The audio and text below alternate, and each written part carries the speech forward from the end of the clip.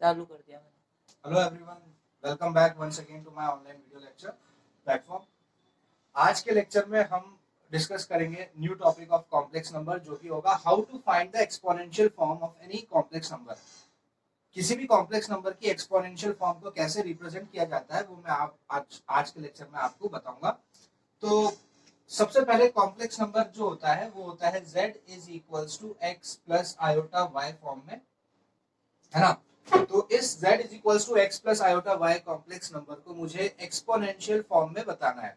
जैसे हमने polar form discuss करी थी, है ना, और भी बहुत तरीके से और भी बहुत चीजें हमने कॉम्प्लेक्स नंबर में पढ़ी है, जो कि होगा आर्ग्यूमेंट पढ़ा था हमने मॉड्यूलस पढ़ा था। तो अलग अलग फॉर्म्स यानी कॉम्प्लेक्स नंबर की अलग अलग फॉर्म, किस तरीके से कॉम्प्लेक्स नंबर को और रिप्रेजेंट किया जा सकता है, तो वही हम नेक्स्ट टॉपिक पढ़ रहे हैं कि exponential form of complex number. तो कॉम्प्लेक्स नंबर होता है z is equals to x plus iota y. इसका एक्सपोनेंशियल फॉर्म कैसे रिप्रेजेंट करेंगे? तो कुछ नहीं है, बहुत ही आसान टॉपिक है। तो एक चीज याद रखिए आप कि z is equals to r multiply by e की पावर आयोटा थीटा। अगर z is equals to x plus iota y है तो z is equals to r multiply by, ये डॉट क्या इंडिकेट करता है? मल्टीप्लीकेशन, है ना। मैथमेटिक्स में डॉट से मल्टीप्लीकेशन को ही इंडिकेट किया जाता है। तो z is equals to r multiply by e के पावर में आयोटा इंटू थीटा। e की पावर में लिखा है आयोटा इंटू थीटा। अच्छा, मैं बता देता हूँ r का मतलब क्या है। r का मतलब होता है मॉड z, सबको पता होना चाहिए। r क्या होता है? Mod z। और मॉड z क्या होता है? Under root of x square plus y square. इस तरीके से मॉड z निकाला जाता है। e का मतलब क्या है? e का मतलब होता है एक्सपोनेंट, जिसको हम डिटेल में पढ़ेंगे जब हम लॉगरिथम टॉपिक जब हम पढ़ेंगे, तो इसके बारे में हम ढंग से पढ़ेंगे कि what is the actual meaning of exponent. अभी के लिए आप ये समझ लीजिए कि स्मॉल ई से हम एक्सपोनेंट को डिनोट करते हैं। तो एक्सपोनेंट का मतलब ई। आई तो सबको पता ही है, आई मतलब आयोटा होता है। और थीटा सबने पढ़ा है, थीटा का मतलब होता है आर्ग्यूमेंट। अरे लास्ट टॉपिक ही हमने पढ़ा था ना, थीटा, है ना। थीटा मतलब आर्ग्यूमेंट, एंगल, कुछ भी बोलो आप इसको, एम्पलीट्यूड बोलो, है ना। तो ये है इन चारों के मतलब। तो अगर z is equals to x plus iota y है तो z is equals to r multiply by e की power iota theta is known as, या it can be represented as the exponential form of complex number, है ना। तो इस complex number की exponential form ये हो गई, यहाँ लिख देते हैं, है ना। दिस रिप्रेजेंटेशन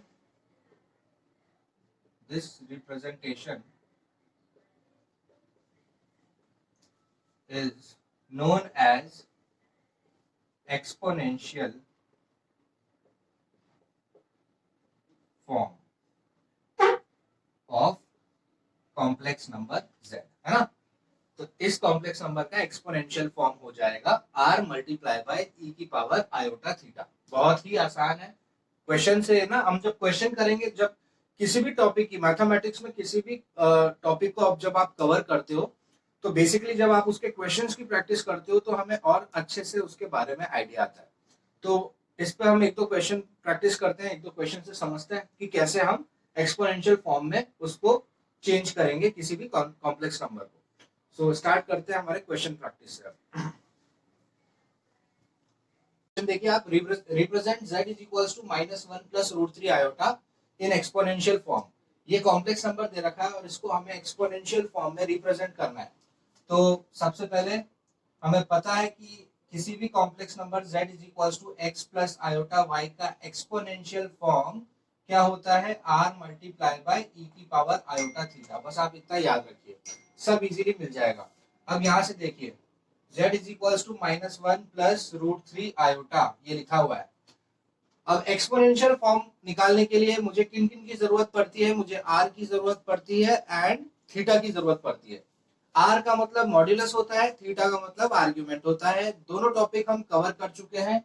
तो सबसे पहले इस कॉम्प्लेक्स नंबर के लिए हमें r निकालना होगा, मतलब मॉड्यूलस निकालना होगा और आर्ग्यूमेंट निकालना होगा, है ना। once you find the modulus and argument of given complex number, then you can easily identify, then you can easily tell कि what will be the exponential form of this particular complex number. तो एक बार हमें अगर modulus and argument पता चल जाता है तो इजीली हो जाता है हमारा एक्सपोनेंशियल फॉर्म. तो सबसे पहले हम इसका r निकाल लेंगे. तो r will be simply square root of x square plus y square, that means -1 का स्क्वायर प्लस √3 का स्क्वायर. तो r विल बी -1 का स्क्वायर 1, √3 का square 3, 1 + 3 4 and the square root of 4 is 2. ठीक है, तो r आ गया हमारे पास 2. इसी तरीके से अब हमें थीटा निकालना है. तो थीटा निकालने के लिए मतलब आर्ग्यूमेंट निकालना है. तो यहाँ पे हमें पता ही है कि x की वैल्यू है -1, y की वैल्यू है √3. आर्ग्यूमेंट निकालने के लिए मैंने आपको क्या बताया था कि सबसे पहले देखो x और y का नेचर. x नेगेटिव है, y पॉजिटिव है. ऐसा होता है सेकंड क्वाड्रेंट में. और सेकंड क्वाड्रेंट में जो एंगल थीटा आर्ग्यूमेंट आता है वो 90 से 180 के बीच में आता है. तो कैसे निकालेंगे? tan theta is equals to y by x. Tan theta is equals to y by x. That means √3 divided by -1. That means -√3. है ना? tan theta कितना आ गया मेरे पास? -√3. तो tan theta is equals to -√3. तो इसको अब कैसे लिख सकता हूं मैं? tan theta is equals to -√3. tan की क्या वैल्यू होती है? tan 60 डिग्री होती है. तो यहाँ हो जाएगा tan 60. तो अब ये हो गया -tan 60 और मुझे इसको कहाँ भेजना है? सेकंड क्वाड्रेंट में. क्योंकि x नेगेटिव है, y पॉजिटिव है, ऐसा होता है सेकंड क्वाड्रेंट में. तो एंगल आना चाहिए 90 से 180 के बीच में. तो -tan 60 को क्या लिख सकता हूं मैं? tan 180 - 60. क्योंकि tan 180 minus theta minus tan theta होता है. tan 180 - 60 माइनस tan 60 होगा. तो tan 180 - 60 180 में से 60 घटाने पर 120 आएगा. तो tan theta is equals to tan 120. तो थीटा की वैल्यू क्या आ गई हमारे पास? थीटा की वैल्यू आ गई 120 डिग्री. अब हमें थीटा भी मिल गया, हमें r भी मिल गया. r मेरा 2 है, थीटा मेरा 120 है. इसमें पुट कर दीजिए, हमें एक्सपोनेंशियल फॉर्म पता चल जाएगी. तो पुट कर देंगे. अब हमें वैल्यू पुट करनी है, r और थीटा हमें इसमें पुट करना है. तो z is equals to r का वैल्यू आया 2 मल्टीप्लाई बाय e की पावर आयोटा इंटू थीटा. तो मैं लिख सकता हूं आयोटा इंटू 120 डिग्री. अब एक इंपॉर्टेंट बात है ना, जब भी हम एक्सपोनेंशियल फॉर्म बताएंगे तो ये जो है ना, ये एंगल थीटा, इसको हमेशा हमें रेडियन में कन्वर्ट करना है. ऐसे 120 डिग्री में नहीं छोड़ना है, डिग्री में नहीं करना है, हमें इसको रेडियन में कन्वर्ट करना है ना. तो रेडियन में कन्वर्ट मैंने आपको बताया था कि ऐसे याद रखिए आप कि pi is equals to 180 degree होता है ना. 180 डिग्री किसके बराबर होता है? पाई के बराबर होता है. तो अगर आपको कभी भी डिग्री को रेडियन में कन्वर्ट करना है, डिग्री को जब भी आपको रेडियन में कन्वर्ट करना होगा तो हमें सिंपली क्या करना है? तो देखिए मैं आपको बता देता हूं. 1 degree is equals to pi by 180. ये याद रखिए, 1 डिग्री की वैल्यू होती है पाई अपॉन 180. तो 120 डिग्री की कितनी वैल्यू होगी? 1 multiply by pi upon 180. Sorry, 120 degree की वैल्यू कितनी होगी? 120 degree will be 120 multiply by pi by 180. Basically कितना भी डिग्री हो उसको आपको पाई अपॉन 180 से मल्टीप्लाई कर देना है रेडियन में चेंज करने के लिए, है ना. डिग्री और रेडियन दो मतलब मेजर्स होते हैं ट्रिग्नोमेट्री में. तो जब भी एक्सपोनेंशियल फॉर्म होगा तो यहाँ पर ये इसको डिग्री में नहीं छोड़ना है, इसको रेडियन में कन्वर्ट करना है. तो 120 degree is equals to 120 into pi upon 180. इसको मैं काट देता हूँ, 0 से 0, 12 2 बार कटेगा, ये 3 बार कटेगा. ठीक है, तो अब ये कैसे लिखूंगा मैं? 2 पाई बाई 3. देखो ना क्या बचा मेरे पास? 2 into pi is 2 pi divided by 3. तो क्या आंसर हो जाएगा मेरा? z is equals to 2 multiply by e की power iota multiply by 2 pi by 3, है ना. ऐसा हो जाएगा। जिसको मैं और अच्छे से लिखना चाहूँ तो ऐसे लिख सकता हूँ 2 मल्टीप्लाई बाय e की power 2 pi by 3 into iota. Iota को बाद में लिखें, एंगल को पहले लिखें हमेशा। तो ये हो गया हमारा एक्सपोनेंशियल रिप्रेजेंटेशन या एक्सपोनेंशियल फॉर्म। तो हमेशा याद रखना है किसी भी complex number z is equal to x plus iota y के लिए उसका एक्सपोनेंशियल फॉर्म जो होगा वो होगा z is equal to r multiply by e की पावर आयोटा थीटा। यहाँ पे r का मतलब है मॉड्यूलस, थीटा का मतलब है आर्ग्यूमेंट, और आर्ग्यूमेंट सबको पता है क्या होता है, एंगल। और जब भी हम एक्सपोनेंशियल फॉर्म देंगे यानी जब भी हम हमारा फाइनल आंसर लिखेंगे तो फाइनल आंसर लिखते वक्त एंगल जो होगा वो हमेशा रेडियन में लिखेंगे, कभी भी डिग्री में नहीं लिखेंगे। और रेडियन में लिखने के लिए हमेशा एक कॉन्सेप्ट याद रखिए, है ना, जब भी हमें डिग्री को रेडियन में चेंज करना है तो आपको क्या करना है, सिंपली मल्टीप्लाई करना है पाई अपॉन 180 से, कुछ भी डिग्री हो, है ना। जैसे अगर मान लीजिए मैं आपको बोलता हूं 45 डिग्री, है ना, जैसे मैंने बोला आपको 45 डिग्री, इसको रेडियन में चेंज करना है तो क्या करूं मैं, 45 मल्टीप्लाई बाय पाई बाय 180। तो ये 1 हो गया, ये 4 बार कट गया, आंसर हो गया पाई बाय 4, है ना। तो इसी तरीके से 90 डिग्री को करना है तो क्या हो जाएगा, 90 मल्टीप्लाई बाय पाई बाय 180, ये 1 बार, ये 2 बार, आंसर हो गया पाई बाय 2, है ना। तो बहुत ही इजी है, बस पाई अपॉन 180 से मल्टीप्लाई कर दो, रेडियन कन्वर्जन आ जाएगा। एक्सपोनेंशियल फॉर्म में आर्ग्यूमेंट को, थीटा को हमेशा रेडियन में कन्वर्ट करना होगा, ठीक है। तो ये हुआ क्वेश्चन नंबर 1। एक दो क्वेश्चंस और करेंगे हम एक्सपोनेंशियल फॉर्म पर, काफी इजी टॉपिक है तो हम इसको आज ही खत्म कर देंगे, हाँ, इस पर ज्यादा डिबेट नहीं करेंगे हम, जो इजी चीज है उसको इजी ही रहने देते हैं। तो exponential form z is equal to r into E की पावर आयोटा थीटा। अब नेक्स्ट क्वेश्चन करेंगे। तो next question is, complex number दे रखा है z is equal to root 3 plus iota divided by 2 और इसको हमें एक्सपोनेंशियल फॉर्म में चेंज करना है। तो सबसे पहले तो मैं इसको अच्छे से लिख देता हूँ, z is equal to root 3 by 2 plus 1 by 2 iota, इसको ऐसा लिखा जा सकता है। अब ये लग रहा है बिल्कुल कैसा लग रहा है, ये z is equal to x plus iota y जैसा लग रहा है। यहाँ पर x जो है वो है हमारा रूट 3 बाय 2 और y जो है हमारा वो है 1 बाय 2। तो एक्सपोनेंशियल फॉर्म जो होती है वो z is equal to r into E की पावर आयोटा थीटा होती है ना। सबसे पहले r निकाल लेते हैं, r जो निकलता है वो simply under root of x square plus y square से निकल जाता है। तो हम निकाल लेंगे एक्स स्क्वायर हो जाएगा रूट 3 अपॉन 2 का स्क्वायर हो जाएगा 3 अपॉन 4, भाई रूट 3 का स्क्वायर 3 हो जाएगा, 2 का स्क्वायर 4 हो जाएगा, तो इसका स्क्वायर 3 बाय 4, इसका स्क्वायर 1 बाय 4, है ना। 3 बाय 4 में जब मैं 1 बाय 4 को जोड़ूंगा तो क्या आ जाएगा, 4 बाय 4, 4 बाय 4 का मतलब 1, और 1 का स्क्वायर रूट क्या निकलता है 1, है ना। तो r का वैल्यू कितना आ गया हमारे पास, r का वैल्यू आ गया 1, r का वैल्यू आ गया 1। अब निकालेंगे थीटा, तो tan theta is equals to होता है y बाई एक्स। अब मुझे बताइए x और y दोनों क्या हैं, दोनों ही पॉजिटिव हैं, और दोनों पॉजिटिव होते हैं तो आर्ग्यूमेंट आता है 0 से 90 के बीच में। तो tan theta y by x है, इसका मतलब 1 by 2 divided by root 3 by 2, 2 से 2 कैंसिल हो जाएगा, 1 बाय रूट 3 आएगा। तो tan थीटा जो आया 1 by root 3, 1 by root 3 tan की कौन सी वैल्यू होती है, 30 डिग्री। तो यहाँ लिखूंगा मैं tan थीटा 1 बाय रूट 3 होता है tan 30, tan थीटा कितना आ गया, 30 आ गया। क्या 30 आपको उत्तर चाहिए, बिल्कुल, क्योंकि आर्ग्यूमेंट फर्स्ट क्वाड्रेंट में आना चाहिए, दोनों पॉजिटिव है। तो थीटा कितना आ गया, 30 आ गया।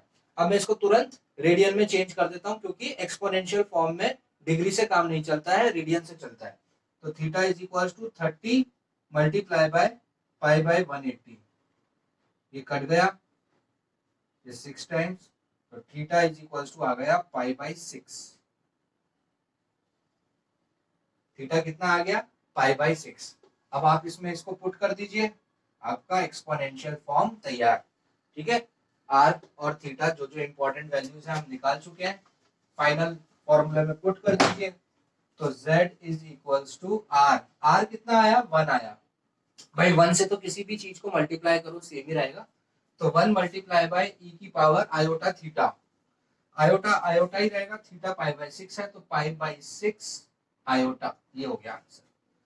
अब क्योंकि 1 है, 1 से कुछ फर्क पड़ता नहीं है, 1 मल्टीप्लाई एनी नंबर सेम ही होता है, तो इसको मैं सिंपली ई की पावर पाई बाय 6 आयोटा भी लिख सकता हूँ। ये मेरा फाइनल आंसर। ठीक है, तो ये हो गई exponential form of this particular complex number. तो सिर्फ फॉर्मूला है बेसिकली, है ना, सिर्फ फॉर्मूला आपको याद रखना है। बाकी फॉर्मूले में कौन कौन रोल प्ले कर रहा है? आर और थीटा दोनों ही हम पढ़ चुके हैं। आर होता है मॉड्यूलस, थीटा होता है आर्ग्यूमेंट, है ना। तो मॉड्यूलस निकालो, आर्ग्यूमेंट निकालो, इस फॉर्मूले में पुट कर दो, एक्सपोनेंशियल फॉर्म तैयार। ठीक है, तो ये था हमारा एक्सपोनेंशियल फॉर्म के बारे में। अब हम हमारा नेक्स्ट टॉपिक पढ़ेंगे कॉम्प्लेक्स नंबर का, जो कि होगा how to find the higher power. यानी कॉम्प्लेक्स नंबर के ऊपर जब पावर होगी तो उसको हम कैसे सॉल्व करेंगे, और साथ ही साथ हम सीखेंगे कि व्हाट इज डी मॉइवर्स थ्योरम, है ना। तो नेक्स्ट टॉपिक डिस्कस करेंगे अब हम। सो हमारा नेक्स्ट टॉपिक जो है वो है de Moivre's theorem. De Moivre's theorem of complex number. तो क्या होता है डी मॉइवियर्स थ्योरम और कहाँ काम करता है ना, किन ट्रिग्नोमेट्रिक फंक्शन के फॉर्म के लिए डी मॉइवियर्स थ्योरम काम करता है, वो हम डिस्कस करेंगे इस सेगमेंट में। काफी आसान है, जैसे एक्सपोनेंशियल फॉर्म आसान था वैसे ही डी मॉइवियर्स थ्योरम भी काफी आसान है। तो बेसिकली क्या होता है डी मॉइवियर्स थ्योरम में? वो बोलते हैं कि अगर ऐसा लिखा हुआ है, देखिए कैसा लिखा है, cos theta plus iota sine theta. बिल्कुल ध्यान रहे, स्पेसिफिक देखिए बिल्कुल। रियल पार्ट क्या है? रियल पार्ट क्या होना चाहिए? हम डी मॉइवियर्स थ्योरम पढ़ रहे हैं, उसमें आपको ये चीजें खास ध्यान रखनी है। ये थ्योरम कब काम करती है और कैसे काम करती है। तो रियल पार्ट को cos थीटा होना पड़ेगा और इमेजिनरी पार्ट को साइन थीटा होना है ना। बेसिकली आपको पता है ना, हम x प्लस आयोटा y में भी x r cos थीटा होता था, y r sin थीटा होता था। बिल्कुल ऐसे ही समझिए ना। तो ये जो पार्ट है रियल होता था, ये इमेजिनरी आयोटा से मल्टीप्लाइड था। तो रियल पार्ट है cos थीटा, इमेजिनरी पार्ट है sin थीटा। तो cos theta plus iota sin theta, और पावर में क्या है? पावर में कोई n, यानी n क्या है? कोई भी रैशनल नंबर हो सकता है ना। कोई भी नंबर जिसको आप p अपॉन q के फॉर्म में एक्सप्रेस करो, जैसे 2/7, 3/7, 4/7, -2/7, 3, 4, 5, बहुत सारे नंबर्स है ना। तो यहाँ लिखा हुआ है, देखो ये लिखा हुआ है n belongs to q, where q is rational number, है ना। कोई भी नंबर, कोई भी p अपॉन q के फॉर्म का नंबर या सिंपली इंटीजर, वो रैशनल नंबर ही होगा। तो रियल पार्ट cos थीटा होगा, इमेजिनरी पार्ट sin थीटा है। cos theta plus iota sin theta, और पावर में क्या है? n। तो उसको हम क्या लिखते हैं, उसको हम कैसे एक्सप्रेस कर सकते हैं? देखिए डायरेक्ट इस n का क्या होगा, ये n सीधा यहाँ थीटा से मल्टीप्लाई हो जाएगा, यहाँ पे भी ये सेम थीटा से मल्टीप्लाई हो जाएगा। अगर cos theta plus iota sin theta की पावर में n है, तो n डी मोइवियर्स थ्योरम बोलती है। तो आप इस n को अंदर यहाँ पर मल्टीप्लाई कर लें, लेकिन ये ध्यान रखें कि रियल पार्ट cos थीटा होना चाहिए, इमेजिनरी पार्ट sin थीटा होना चाहिए। अगर मान लीजिए ऐसा लिखा हुआ है tan theta plus iota sin theta, मान लो ऐसा लिखा हुआ है और पावर n है, तो फिर मैं इसको ऐसे नहीं लिख सकता। डी मोइवियर्स थ्योरम ये नहीं बोलता है, ठीक है ना। मैं ऐसा काम नहीं कर सकता, ऐसा काम मैं सिर्फ तब कर सकता हूं जब cos theta plus iota sin theta लिखा हो, ठीक है। अगर मान लो ऐसा लिखा हो sin थीटा, उल्टा लिखा हो मैंने, प्लस आयोटा cos थीटा और पावर में n, तो भी मैं इसको नहीं लिख सकता ऐसे, तो भी आप इसको ऐसे नहीं लिख सकते, है ना। सिर्फ कब लिख सकते हैं? जब cos theta plus iota sin theta form हो। अगर कुछ अलग फॉर्म होगा तो हमें ऐसा बनाना पड़ेगा डी मोइवियर्स थ्योरम अप्लाई कराने के लिए, ठीक है। तो ये है de Moivre's theorem. cos theta plus iota sin theta to the power n can be written as, इस n ये पावर का क्या हो जाएगा? पावर इस थीटा से दोनों तरफ इधर मल्टीप्लाई हो रहा है, देखो n थीटा, है ना। फॉर एग्जाम्पल मैं आपको बता देता हूं, ऐसा लिखा है मान लीजिए cos pi by 3 plus iota sine pi by 3, और इसके ऊपर पावर में 4 लिखा हुआ है। तो डी मोइवियर्स थ्योरम ये बोलता है 4 को आप यहाँ मल्टीप्लाई कर दो तो हो जाएगा cos 4 pi by 3 plus iota sign 4 pi by 3। ठीक है, हो जाएगा, है ना, डायरेक्ट मल्टीप्लाई हो गया क्योंकि cos के फॉर्म में था ये cos था, ये साइन था, सीधा ये मल्टीप्लाई हो गया। आगे हम इसको सॉल्व कर देंगे, है ना, आगे इसको इजीली सॉल्व कर सकते हैं। देखो 4 पाई बाई 3 का मतलब कितना हो गया, पाई बाई 3 का मतलब 60 होता है ना, 60 जब 4 से गुणा होता है तो हो गया cos 240 प्लस आयोटा साइन 240। क्या आप cos 240 और साइन 240 का वैल्यू निकाल सकते हैं? बिल्कुल निकाल सकते हैं। देखो cos 240 का वैल्यू कैसे निकालेंगे, मैं इसको लिख सकता हूं cos 180 प्लस 60। cos 240 को लिखने का तरीका है cos 180 plus 60, cos 180 plus 60, 180 plus theta गया ये थर्ड क्वाड्रेंट में, और थर्ड क्वाड्रेंट में cos आता है नेगेटिव, और बात हो रही है 180 की तो cos रहेगा cos। तो cos 180 प्लस 60 कितना हो जाएगा, माइनस cos 60, और माइनस cos 60 मतलब माइनस, और cos 60 की वैल्यू कितनी होती है, हाफ। तो cos 240 की वैल्यू कितनी हो गई, माइनस हाफ। तो cos 240 हो गया माइनस हाफ प्लस आयोटा। अब निकालेंगे साइन 240 का, तो साइन 240 को लिखने का तरीका देखो, sine 180 plus 60, sine 180 plus theta गया थर्ड क्वाड्रेंट में, थर्ड क्वाड्रेंट में साइन होता है नेगेटिव, और क्योंकि बात साइन की चल रही है, 180 की बात चल रही है, तो साइन साइन में ही रहेगा, तो हो गया माइनस साइन 60, मतलब माइनस √3/2। साइन 60 की वैल्यू √3/2, तो ये साइन 240 की वैल्यू कितनी हो गई, माइनस √3/2। तो आ गया, देखो ये अब देखो आप एक चीज नोटिस करो, अब हम उल्टा काम कर रहे हैं, हमको ये कॉस साइन में दे रखा है और हम इसको कैसे लेके आए हैं, कॉम्प्लेक्स नंबर के फॉर्म में लेके आ रहे हैं। ये पहले हमें कैसे था, ये हमें दिया हुआ था डी मोइवियर्स फॉर्म में या फिर ट्रिग्नोमेट्रिक फॉर्म में। अब ट्रिग्नोमेट्रिक फॉर्म से हम इसको कैसे ले आए, कॉम्प्लेक्स नंबर के फॉर्म में लेके आ गए, है ना। तो क्या हो गया मेरा आंसर, मेरा आंसर हो गया minus half plus minus minus √3/2 iota, ये हो गया, ठीक है ना। तो इस तरीके से हम डी मोइवियर्स थ्योरम बताते हैं। तो डी मोइवियर्स थ्योरम बताने के लिए हमें क्या याद रखना है कि फॉर्म होनी चाहिए cos theta plus iota sine theta, और उसके ऊपर अगर पावर n है, n क्या है, कोई भी रैशनल नंबर हो सकता है, तो ये n इससे मल्टीप्लाई हो जाएगा। अब देखो कुछ क्वेश्चंस करते हैं, जैसे कि नेक्स्ट क्वेश्चन इज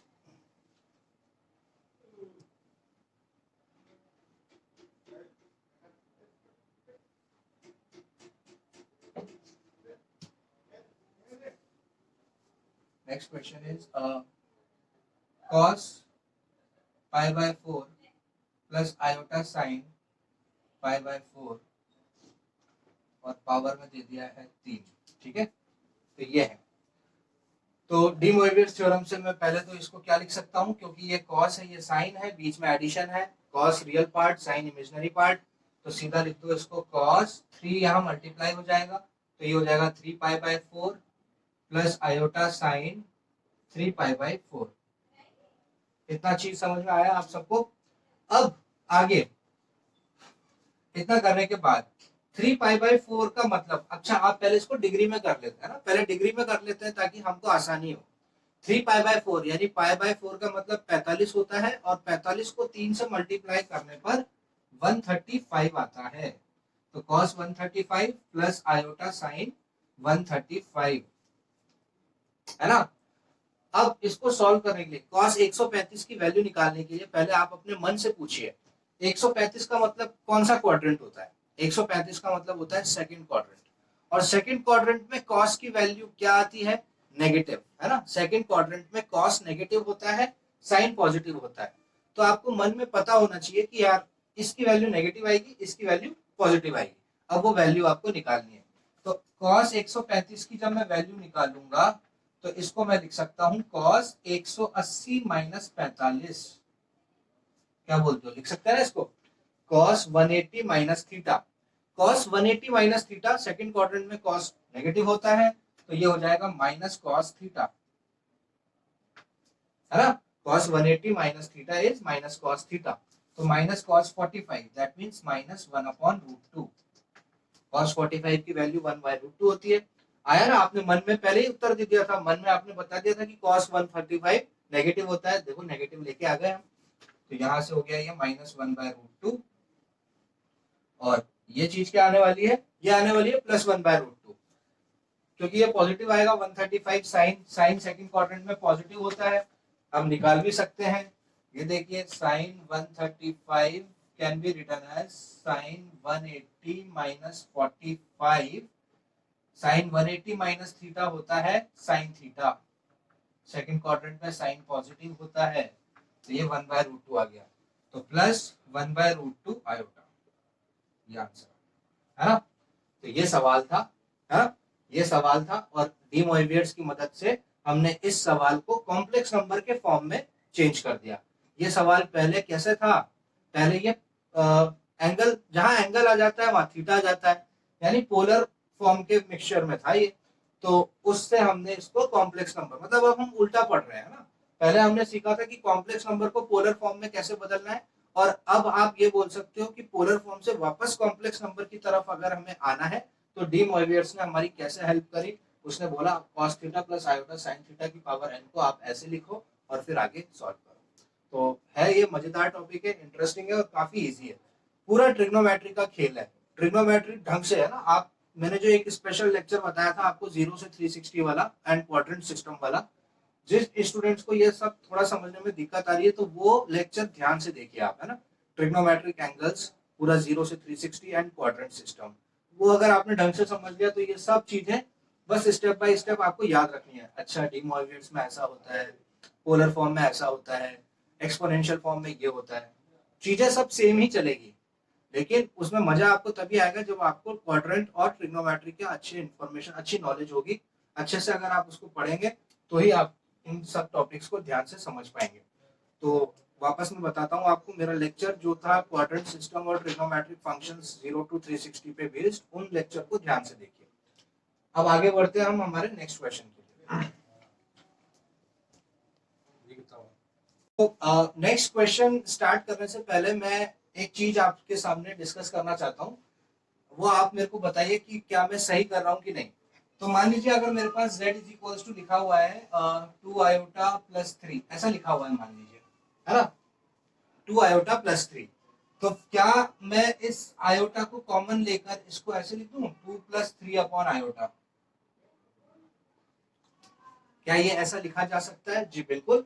क्या किया मैंने, यहाँ पर आयोटा को कॉमन ले लिया, तो ये बच गया 2 और यहाँ नीचे डिनोमिनेटर में आयोटा आ जाएगा। अब बात तो ये सही है, लेकिन हमने एक चीज पढ़ी थी कि कभी भी डिनोमिनेटर में आयोटा इमेजिनरी नंबर को नहीं छोड़ना है, डिनोमिनेटर में कभी भी इमेजिनरी नंबर को नहीं छोड़ना है। तो क्या करें फिर इसको, तो क्या मैं इसको ऐसे लिख सकता हूँ iota 2 plus 3 upon iota into iota upon iota, एक तरीके से रैशनलाइज कर दिया मैंने। तो अब ये ऐसा दिखेगा iota 2 plus 3 iota divided bye iota square, और आयोटा स्क्वायर का वैल्यू कितना होता है -1, तो अब ये ऐसा हो जाएगा आयोटा 2 माइनस 3 आयोटा, ठीक है ना। आयोटा स्क्वायर -1 होता है, प्लस माइनस माइनस हो जाएगा। तो अब देखिए आप 2 आयोटा प्लस 3 को लिखने का तरीका क्या हो गया, आयोटा मैंने कॉमन निकाल दिया तो ये बच गया 2, और ये प्लस साइन हो गया नेगेटिव, और यहाँ जुड़ गया आयोटा, है ना। वापस देखो आयोटा कॉमन, जब भी देखो ये चीज करने की जरूरत पड़ेगी अभी हमें नेक्स्ट क्वेश्चन में, इसलिए मैं आपका पहले ही बेस बना रहा हूँ। जब भी ऐसा लिखा हुआ आयोटा कॉमन लिया, आयोटा कॉमन आएगा तो ये सिर्फ नंबर बचेगा, और यहाँ पे क्या हो जाएगा, प्लस की जगह माइनस हो जाएगा और आयोटा मल्टीप्लाई हो जाएगा। देखो ना, यही तो आया। अब आप देखो इस चीज को 2 आयोटा प्लस 3 को एक और तरीके से कैसे लिखा गया, ऐसे लिखा गया, है ना। अब आप तुरंत समझ गए। अच्छा, 4 आयोटा प्लस 7 को कैसे लिख सकता हूं फिर मैं, 4 कॉमन लेकर iota minus 7, sorry 4 iota plus 7 को हम कैसे लिख सकते हैं, आयोटा कॉमन लेकर 4 माइनस 7 आयोटा, खत्म। अब तो मैंने एक्सप्लेनेशन दे दिया ना आपको, तो अब आपको ये चीज समझ में आ गई। 4 आयोटा प्लस 7 और कैसे लिखा जा सकता है, ऐसे लिखा जा सकता है। आपको भरोसा नहीं है तो देख लीजिए, iota into 4 is 4 iota minus sine, iota into 7 iota is 7 iota square, और आयोटा स्क्वायर का वैल्यू होता है -1, तो ये हो गया 4 आयोटा प्लस 7। आ गया ना, घुमा के यही आ गया, है ना, 4 आयोटा प्लस 7। ठीक है,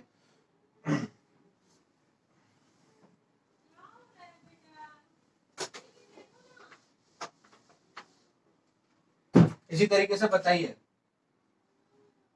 z is equals to 4 iota minus 6, इसको और कैसे लिख सकते हैं, z is equals to iota common 4 और यहाँ माइनस है तो अभी हो जाएगा +6 आयोटा। क्या बात आई अब आपको समझ में, पकड़ में आया?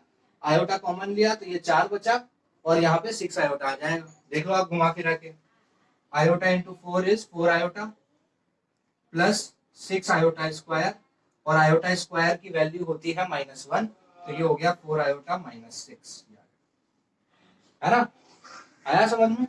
7 आयोटा प्लस 8 को कैसे लिखा जा सकता है, आयोटा कॉमन 7, क्योंकि यहाँ प्लस है तो ये हो गया माइनस आयोटा, ठीक है ना। 8 आयोटा -11 को कैसे लिखा जा सकता है, आयोटा कॉमन 8 प्लस 11 आयोटा, बहुत ही आसान हो गया, है ना, आ गया। प्लस है तो माइनस, माइनस है तो प्लस आ जाएगा, ठीक है। रीजन समझ में आएगी आपको। अब करते हैं हमारा नेक्स्ट क्वेश्चन। अच्छा, डी मॉर्गन थ्योरम कब काम करती है, जब cos theta plus iota sine theta हो, cos theta plus iota sine theta, है ना, sine theta plus iota cos theta नहीं। तो अगर sine theta plus iota cos theta दे दिया गया तो फिर कैसे करेंगे, तो नेक्स्ट क्वेश्चन हमारा उसी पर होगा। तो क्वेश्चन देखिए, साइन π/3 प्लस आयोटा cos π/3,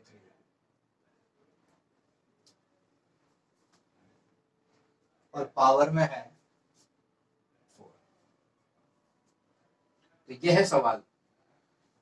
तो क्या मैं इसको ऐसा लिख सकता हूं, साइन 4π/3 प्लस आयोटा कॉस 4π/3, क्या मैं इस पावर को अंदर मल्टीप्लाई कर सकता हूं, नहीं। क्यों, क्यों नहीं, क्योंकि ये फॉर्म क्या है, sine theta plus iota cos theta. देखो ना, यहाँ पे ये फॉर्म क्या है, sine theta plus iota cos theta, ये तो ये फॉर्म है।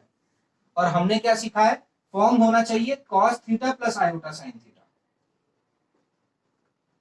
ये सही है, ये गलत है।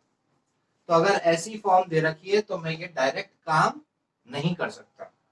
तो नहीं कर सकता तो क्या करूं, तो पहले आप कोशिश करो कि इसको ऐसा बनाने की।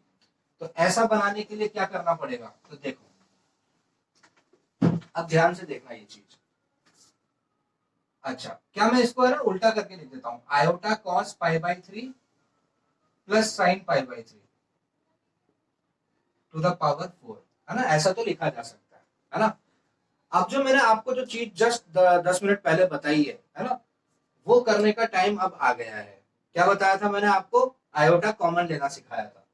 तो अभी देखो, इस चीज को पहले तो मैंने ऐसा लिख दिया, है ना, चलता है इतना तो। अरे भाई, a प्लस बी को b प्लस ए तो लिख ही सकते हैं ना, 2 प्लस 3 को 3 प्लस 2 तो लिखा ही जा सकता है। तो उल्टा कर दिया मैंने इसको, ना, ये देखो, दिस प्लस दिस और पावर में 4। अब देखो नेक्स्ट स्टेप में मैं क्या करूंगा, आयोटा को कॉमन ले रहा हूं, तो क्या बन गया मेरे पास, cos π/3, और मैंने क्या सिखाया था आपको, इस प्लस की जगह माइनस हो जाएगा और आयोटा मल्टीप्लाई हो जाएगा, होगा कि नहीं, पावर में 4। क्या ये स्टेप समझ में आई सबको? थोड़ी देर पहले मैंने आपको बताया था, अगर 2 आयोटा प्लस 7 लिखा है तो आयोटा जब मैं कॉमन लूंगा तो 2 माइनस 7 आयोटा हो जाएगा, होगा ना, ये प्लस की जगह माइनस आ जाएगा और आयोटा मल्टीप्लाई हो जाएगा। तो देखो, प्लस की जगह माइनस आया और आयोटा मल्टीप्लाई हो गया, ठीक है। ध्यान से देखो, इस चीज को ध्यान से देखो, यह आयोटा मल्टीप्लाई बाय ये पूरा टर्म और पावर में है 4। अच्छा, मुझे ये बताओ, अगर ऐसे लिखा होता है a इंटू बी और पावर में लिखा हुआ है मतलब 5, तो मैं इसको ऐसे ही लिखूंगा ना, a की पावर 5 इंटू बी की पावर 5, ऐसे लिखूंगा। मैथ्स में पढ़ा है हमने ये छोटी क्लासेस में, एंडाइसिस में। भाई आप 2 इंटू 3 की पावर 4 को 2 की पावर 4 इंटू 3 की पावर 4 भी तो लिख सकते हैं ना, लिख सकते हैं ना। तो बिल्कुल ये क्या है, ये आयोटा है जो कि इस पूरे टर्म से मल्टीप्लाई हो रहा है और पावर में 4 लगा हुआ है। तो इसको मैं कैसे लिखूंगा, इसको मैं लिखूंगा आयोटा की power 4 multiply by cos pi by 3 plus iota sine pi by 3 की पावर 4। भाई 4 है ना, तो 4 तो इसके लिए भी काम आएगा और इसके लिए भी काम आएगा, है ना। अब आप मुझे ये बताइए, क्या आपको सबको आयोटा की पावर 4 का वैल्यू पता है? सब जानते हैं कि आयोटा की पावर 4 का वैल्यू 1 होता है। तो मेरे पास अब क्या रह गया, अब मेरे पास रह गया, अच्छा यहाँ सॉरी मैंने एक गलती कर दी, यहाँ प्लस की जगह यहाँ माइनस साइन है। हाँ, तो आयोटा की पावर 4 का वैल्यू 1 होता है, तो 1 तो किसी से भी मल्टीप्लाई होगा तो वो सेम ही रहेगा।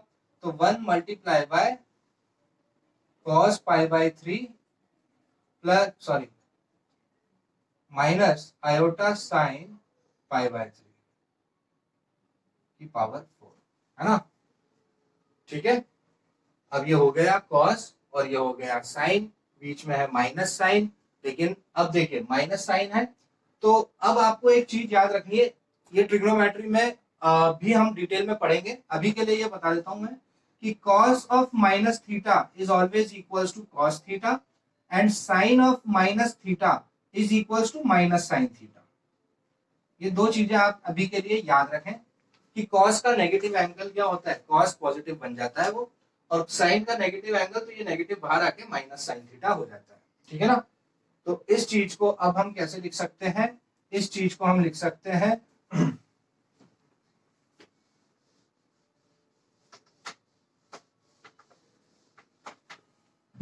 तो इस चीज को अब हम लिख सकते हैं कॉस, क्योंकि वन तो किसी से भी मल्टीप्लाई होगा तो सेम ही रहेगा, कॉस पाई बाय 3, है ना। ये माइनस है, इसको प्लस बनाने के लिए तो देखो मैं इसको प्लस बना रहा हूं और आयोटा और यहाँ पे लिख रहा हूं साइन, या आप नहीं भी चाहे इसको इस तरीके से करना तो भी चलेगा, आप इसको यहाँ पे भी छोड़ सकते हैं, है ना। 1 हो गया तो यहाँ हो गया आपका cos pi by 3 minus iota sine pi by 3 और इस पे है पावर 4। तो अब क्योंकि ये कॉस और साइन, ये रियल पार्ट ये इमेजिनरी पार्ट, रियल में कॉस है इमेजिनरी में साइन है, पावर में 4 है तो 4 क्या होगा, मल्टीप्लाई हो जाएगा। तो हो जाएगा cos 4 pi by 3 plus iota sign 4 pi by 3, है ना। 4 पाई बाय 3, 4 पाई बाय 3 का मतलब होता है 240 डिग्रीज। तो cos 240 degrees plus iota sign 240 degrees, sorry plus नहीं है माइनस है यहाँ पर, कोई बात नहीं माइनस है। अब कॉस 240 की वैल्यू और साइन 240 की वैल्यू दोनों ही थर्ड क्वाड्रेंट में आते हैं। 240 भी थर्ड में, देखो ये और ये सेम ही होगा हमेशा। 240 का मतलब होता है थर्ड क्वाड्रेंट, और थर्ड क्वाड्रेंट में कॉस और साइन दोनों ही नेगेटिव आते हैं, ये हमने पढ़ा है। तो इसका हो जाएगा, ये हो जाएगा कॉस 180 प्लस 60 लिख सकते हैं इसको, और minus iota sine 180 plus 60। Cos 180 plus theta कितना होता है, माइनस कॉस थीटा होता है, तो ये होगा minus cos 60 minus iota sine 180 plus 60, third quadrant में साइन नेगेटिव होता है तो ये कितना हो जाएगा माइनस साइन 60, लेकिन यहाँ ऑलरेडी माइनस है तो ये प्लस हो जाएगा साइन 60। अब वैल्यू डाल देते हैं, कॉस 60 की वैल्यू होती है हाफ और साइन 60 की वैल्यू होती है √3/2। ये हमारा आंसर, ठीक है। तो डी मॉरिवियर्स थ्योरम में इस तरीके से काम किया जाता है ना। आपको हमेशा कॉस थीटा या plus minus iota sine theta form लेके आनी है, या तो यहाँ माइनस होना चाहिए या प्लस होना चाहिए, लेकिन रियल में कॉस इमेजिनरी में साइन, ये याद रखना है। अगर ऐसा नहीं है, अगर ऐसा नहीं है तो बनाना पड़ेगा आपको, आपको ये फॉर्म बनाना पड़ेगा, और ऐसे फॉर्म को बनाने के लिए आयोटा कॉमन लेना पड़ेगा, ठीक है। तो ये प्रोसीजर होता है डी मोइवियर्स हमें ये सिखाता है कि हमको एंगल दे देता है और पावर दे देता है और बोलता है कि कॉम्प्लेक्स नंबर के फॉर्म में बदलो इसको। तो ये था डी मोइवियर्स टॉपिक के बारे में। अभी खत्म नहीं हुआ है, कुछ क्वेश्चंस हम कल और प्रैक्टिस करेंगे डी मोइवियर्स थ्योरम पर। एक्सपोनेंशियल फॉर्म एक्चुअली बहुत आसान थी, जो मैं आपको ऑलरेडी आज के लेक्चर के स्टार्टिंग में हमने डिस्कस किया और वो मैंने आपको अच्छे से बताया। तो एक्सपोनेंशियल फॉर्म इतना ज्यादा डिफिकल्ट है नहीं, डी मोइवियर्स भी नहीं है, लेकिन कॉन्सेप्ट बहुत तगड़ा आता है इसमें, है ना। कॉन्सेप्ट बहुत तगड़ा है, कॉस और साइन और पावर, है ना। कभी कभी एग्जामिनर कंफ्यूज करने के लिए उल्टा दे देता है ना। साइन दे देगा और कॉस पे आयोटा दे देगा और पावर लगा देगा, तो बच्चे तुरंत वो पावर मल्टीप्लाई कर देते हैं, तो वहां गलती हो जाती है। तो उन गलतियों से बचने के लिए आप ध्यान से पढ़ें कि भाई डी मोइवियर्स थ्योरम तभी काम करता है जब real part cos theta play करेगा और imaginary part sine theta play करेगा, और पावर कोई भी हो चलेगा, है ना। तब हम पावर को अंदर मल्टीप्लाई कर देंगे। तो ये था डी मोइवियर्स थ्योरम के बारे में। नेक्स्ट लेक्चर में इस पे हम कुछ अच्छे क्वेश्चंस करेंगे, कॉम्पिटिटिव एग्जाम में कैसे क्वेश्चन पूछे जाते हैं वो भी डिस्कस करेंगे, और फिर हमारे नेक्स्ट टॉपिक की तरफ बढ़ेंगे, जो कि होगा कि how to find the higher power of any complex number. तो कॉम्प्लेक्स नंबर के ऊपर पावर लगा देंगे, 3 4 5 6 कोई भी पावर लग जाएगी। जैसे ऐसा हम पढ़ेंगे अब नेक्स्ट टॉपिक में z की पावर n, मतलब आपको पूछेगा 1 प्लस आयोटा की पावर 72, इसकी वैल्यू क्या होगी।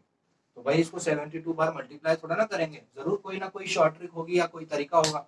तो क्या है वो तरीका, how to find the higher power of any complex number, that we will see in the segment which is called the higher power of complex number. So far we have discussed in today's lecture was how to find the exponential form and what is de Moivre's theorem, है ना। तो ये हम discuss कर चुके हैं, next lecture में मिलेंगे, इनके कुछ क्वेश्चंस प्रैक्टिस करेंगे और अपने नेक्स्ट टॉपिक की तरफ बढ़ेंगे।